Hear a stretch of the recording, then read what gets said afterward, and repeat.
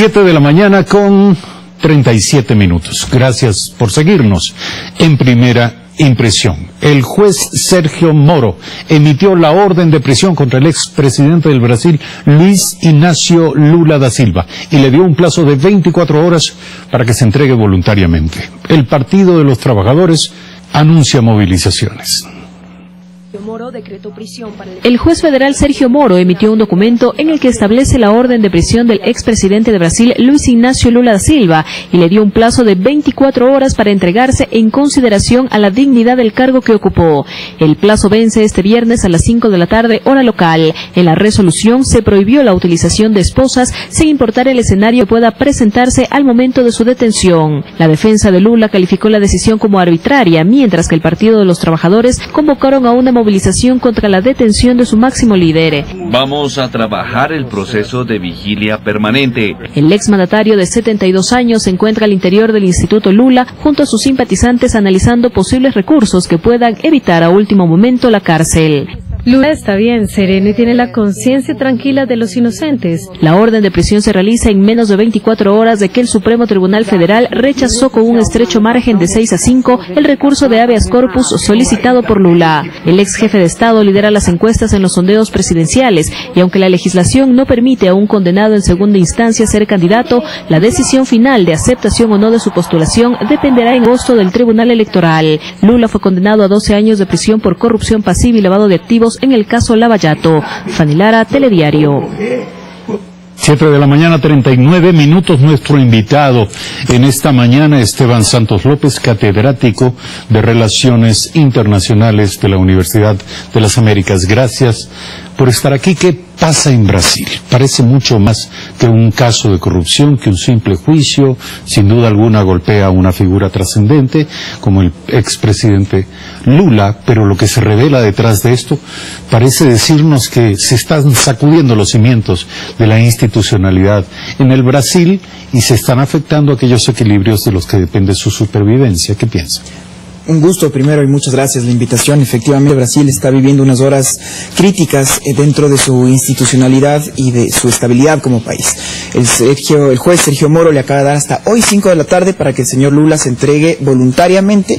De lo contrario, pues irá a la fuerza pública y esto, como acabamos de ver en el comentario, pues puede enraizar protestas muy importantes. Ha habido una vigilia a favor de todos quienes están a favor del presidente Lula. Ha habido también una manifestación, en cambio, favoreciendo la condena en prisión. No nos olvidemos de este monigote gigantesco con Lula en traje de prisión que también andaba circulando por todo el Brasil. Lo único que sabemos con esto es que tenemos una vez más un país dividido en un blanco o un negro, porque no existen personas que tengan una opinión neutra al respecto.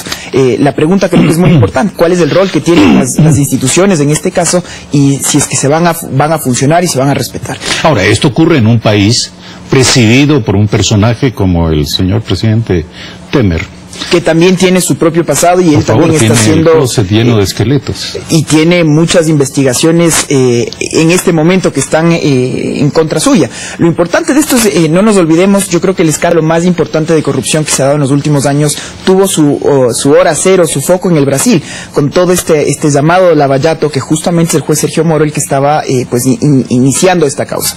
Por esta causa de Lava Jato ya tenemos un vicepresidente en el Ecuador preso, tenemos un presidente en el Perú que ha salido del cargo, y esto ha salpicado a nivel Latinoamérica.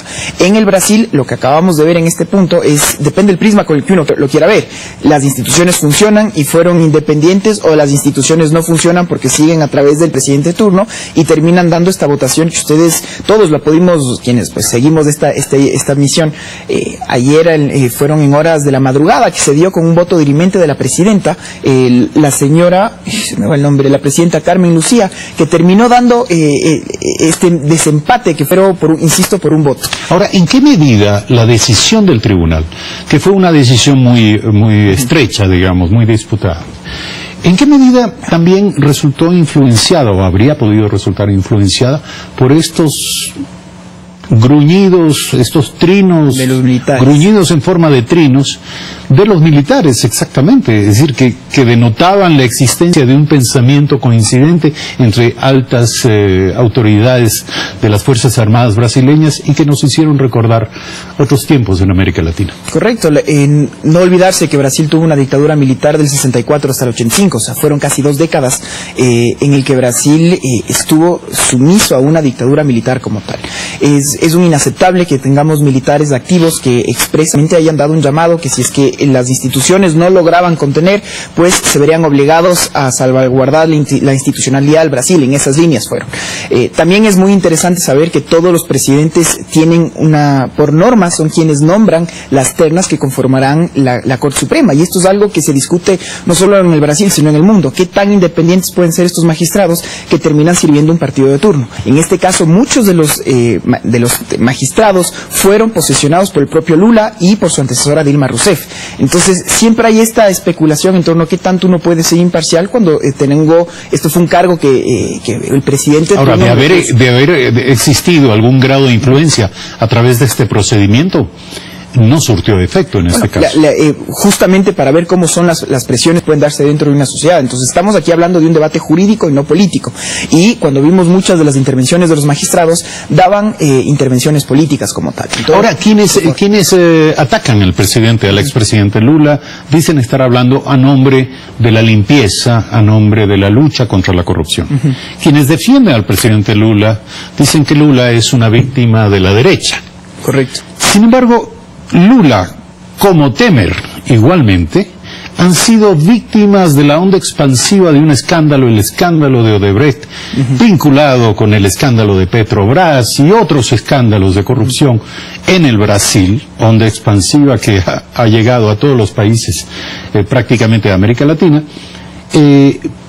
De la misma manera, es decir, esto ha trascendido incluso las diferencias ideológicas, y quienes han caído víctimas de esta onda expansiva han sido personajes de la izquierda como de la derecha. ¿Cómo entender entonces quiénes están detrás de todo esto? Hay que ver el prisma con el que estamos viendo una vez más. El señor Evo Morales acaba de acusar directamente al imperio, que fueron los causantes de esto. Yo creo que este es un momento muy importante en la historia. Si vemos en el espectro internacional, estamos hablando que el señor Jacob Zuma, expresidente de Sudáfrica, tiene que comparecer hoy por actos de corrupción. 16 años de cárcel se le pueden venir al señor. La ex primera mandataria de Corea del Sur, la señora Park Geun-hye, acaba de ser acusada de actos de corrupción, 24 años a la cárcel. El señor Lula da Silva, el día de hoy, tiene que entregarse 12 años de prisión. ¿De qué se le acusa a Lula? Él recibió no un duplex, un triplex por parte de una constructora subcontratista en una de las zonas más adineradas en Curitiba, y donde él dice que ni siquiera ha ido, pero recibió un departamento de lujo a cambio de nada. Fue un regalo, fue la versión final. Entonces se le acusa justamente de corrupción y justamente este blanqueo pasivo de capitales. Ahora, eso es un hecho objetivo.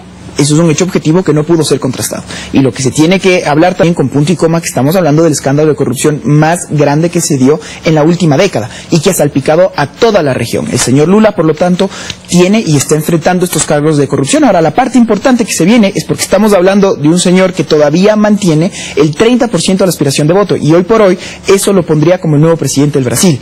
Entonces, estamos hablando... Seguirá siendo el gran elector, sin duda. Bueno. Y probablemente podrá endosar los votos. Esa es una pregunta de fondo, si es que esos votos son endosables o no. Porque estamos hablando hay muchas preguntas que saltan. ¿Es democrático que el señor pueda igual salir y candidatizarse a la presidencia? Eso es democrático, no lo es.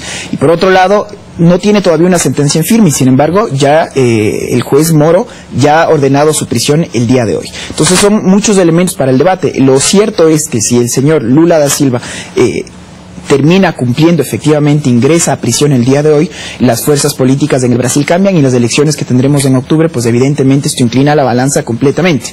El péndulo político, y lo he dicho en algunos otros espacios, es muy interesante ver cómo ha cambiado en los últimos años, porque por un lado ya tenemos una Argentina que ya regresa a ver a la señora Kirchner, y justamente está siendo acusada una vez más de actos de corrupción. Tenemos un Brasil que está cambiando, ya cambió, pero con esto sería la catapulta el señor Lula, y tenemos también las cerezas a la señora Dilma Rousseff, que los dos están por la borda de la cárcel. En Perú tenemos un cambio, en el Ecuador todavía la política exterior no termina de ser clara por dónde mismo nosotros estamos mandando nuestro mensaje, y tenemos también lo propio, Colombia por un lado, Venezuela y quedaría Bolivia como únicos partidarios de esta izquierda radical o muy bien definida como tal.